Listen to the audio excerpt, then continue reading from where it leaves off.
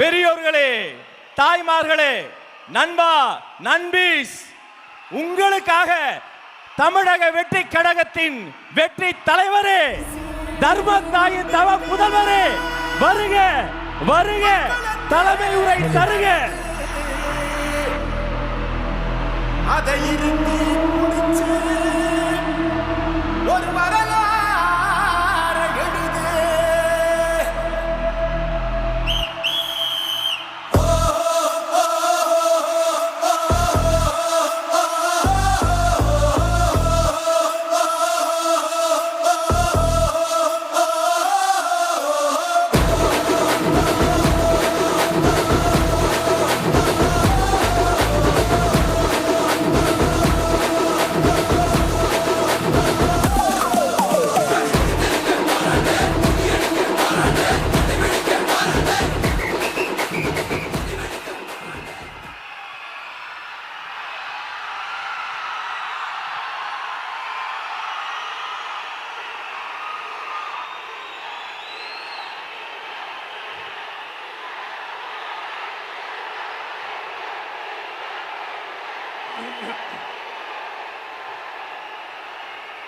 என் நெஞ்சில் குடியிருக்கும்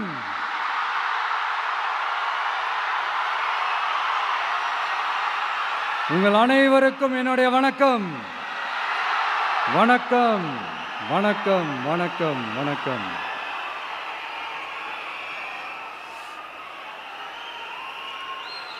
மிக மிக மிக முக்கியமான ஒரு நேரத்தில் நாம் இருக்கிறோம்.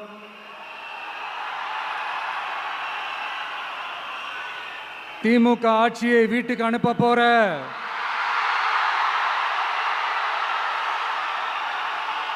அந்த தேர்தலோட கடைசி பிரச்சாரம், ஸ்டாலின் சாரை வீட்டுக்கு அனுப்ப போற அந்த தேர்தலோட கடைசி பிரச்சாரம், இப்படிப்பட்ட ஒரு ஆட்சியை, அதாவது மக்களை சுத்தமா கண்டுக்காத இப்படிப்பட்ட ஒரு ஆட்சியை, இப்படிப்பட்ட ஒரு தலைவரை வீட்டுக்கு அனுப்ப போற அந்த தேர்தலோட கடைசி பிரச்சாரம். ஆமா, பின்ன இப்படிப்பட்டவங்களை வீட்டுக்கு அனுப்பாம பின்ன நான் கோட்டைக்கு அனுப்புவாங்க? எத்தனை எத்தனை பொய்யான வாக்குறுதிகள், பொய்யா சொல்லி மக்களை ஏமாத்திக்கிட்டு அவரோட லைஃபை மட்டும் நல்லா உயர்த்திக்கிட்டாரு. ஆனால் மக்களோட லைஃபை அவர் எப்படி உயர்த்தினார் தெரியுமா?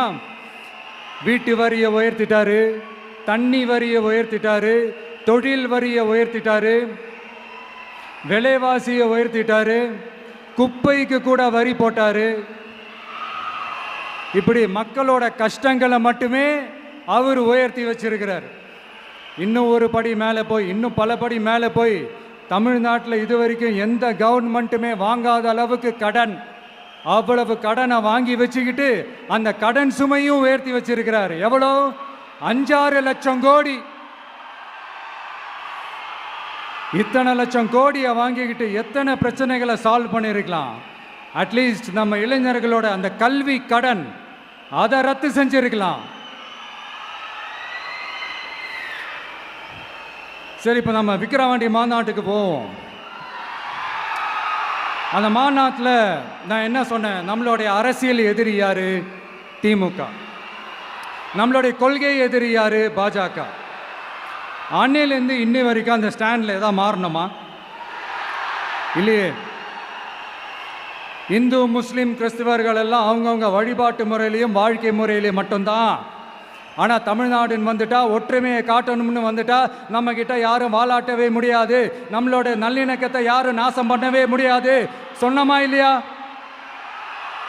அன்னிலேருந்து இன்னி வரைக்கும் அந்த ஸ்டாண்டில் ஏதாவது மாறணுமா? 1 இன்ச்சு கூட மாறலையே.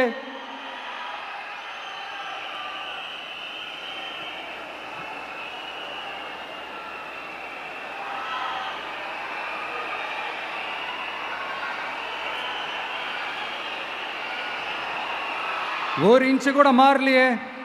மதச்சார்பற்ற சமூக நீதி கொள்கை தானே நம்மளுடைய கொள்கை. அதுலேருந்து மாறவே போகிறதில்ல. 100% நீங்கள் உங்கள் விஜயை இந்த விஷயத்தில் நீங்கள் நம்பலாம். இந்து முஸ்லிம் கிறிஸ்தவர்களுக்கான ஆளா தான் இந்த விஜய் எப்பவுமே இருப்பான். எம்மதமும் நம் மதம் அப்படின்ற அந்த ஒரிஜினல் முகம் தான் இந்த விஜயினுடைய முகம். இன்னொன்னு என்ன சொன்னோம்? A lion is always a lion. சிங்கம் தனியா வந்தாலும் தண்ணி காட்டிடும். இது சும்மா மொரட்டு கான்ஃபரன்ஸ்லாம் சொல்லல. உலகம் பூரா கடவுள் நமக்கு கொடுத்திருக்கிற கோடிக்கணக்கான நம்மளுடைய வகையறாக்கள் நம்மளோட இருக்கிற அந்த கான்ஃபரன்ஸ்ல நான் சொன்னேன்.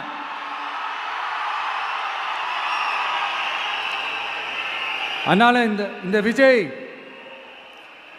ஒன்று சொன்னானா அதுல இருந்து மாறவே மாட்டான். சும்மா இந்த ஸ்டாலின் சார் மாதிரி எல்லாம் கிடையாது.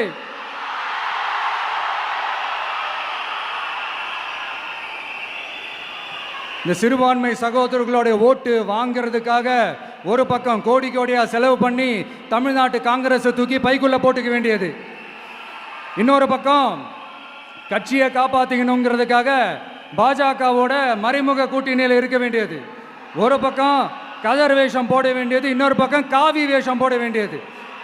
நான் முன்னாடியே சொன்ன மாதிரி திமுகவுக்கும் பாஜகவுக்கும் ஒரு அண்டர் கிரவுண்ட் டீலிங் இருக்குது.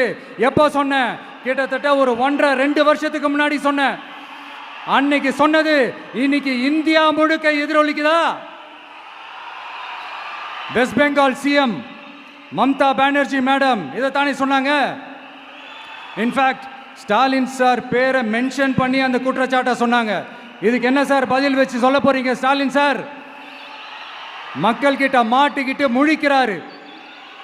இந்த தேர்தலில் திமுக தோக்க போறது உறுதி.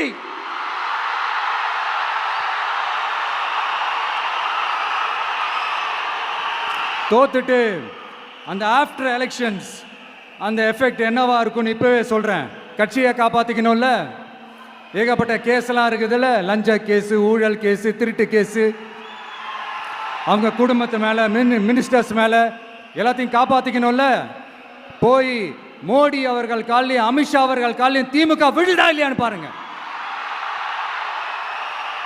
அன்னைக்கு தெரியும் மக்களே, சிறுபான்மை சகோதரர்களே, அன்னைக்கு தெரியும் இந்த திமுகவோட மொத்த சாயமும் வெளுக்க போகுது. அது மட்டுமா, பாஜகவோட முதல் அடிமை யாருன்னு போட்டி வேற. நீயா நானா, நானா நீயா, யாருக்கு யாருக்கும், இந்த திமுகவுக்கும் மற்றும் பல இருக்கும்.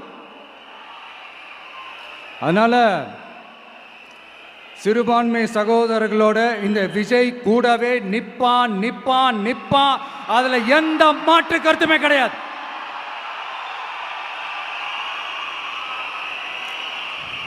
இப்ப ரீசெண்டா நிறைய காமெடியெல்லாம் நடக்குதுல்ல. ஸ்டாலின் சாரும் இந்த மற்றும் பலரும் ஒன்னா சேர்ந்துக்கிட்டு இந்த கருத்து கணிப்பு